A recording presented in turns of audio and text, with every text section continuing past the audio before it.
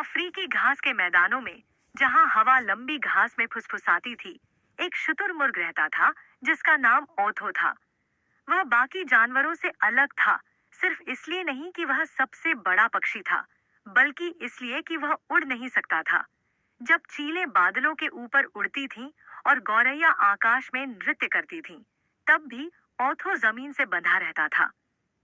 वह तेज दौड़ सकता था, लेकिन तेजी से दौड़ने से वह अकेलापन नहीं मिट सकता था जो उसके दिल में बसा था।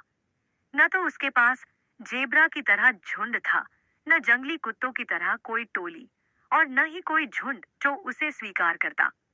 वह अक्सर सोचता कि क्या कोई कभी उसका सच्चा दोस्त बनेगा। एक नया साथी। एक दिन जब ओथो एक छोटे जलाशय के पास घूम रहा था, उसने पास ही एक नन्हा सा कांपता हुआ जीव देखा।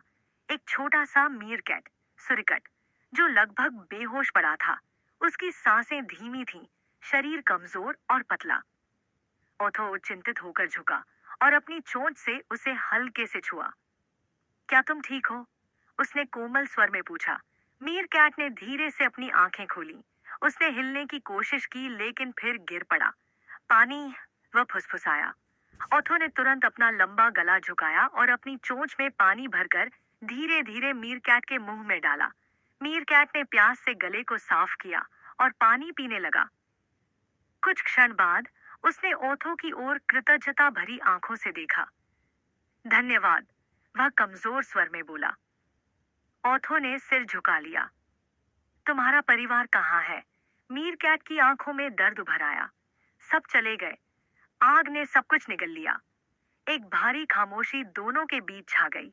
ओथो ने कुछ दिन पहले दूर उठते धुएं को देखा था। वह समझ गया कि मीरकैट अनाथ हो गया था। अनोखी दोस्ती। ओथो ने अपने पंख फैलाए और मीरकैट को अपने ऊपर बैठने का संकेत दिया। अगर तुम चाहो तो मेरे साथ चल सकते हो, उसने कहा। मीरकैट के पास कोई और विकल्प नहीं था। उसने धीरे धीरे ओथो की पीठ पर चढ़ने की कोशिश की। ओथो ने ध्यान से उसे संतुलन बनाने में मदद की।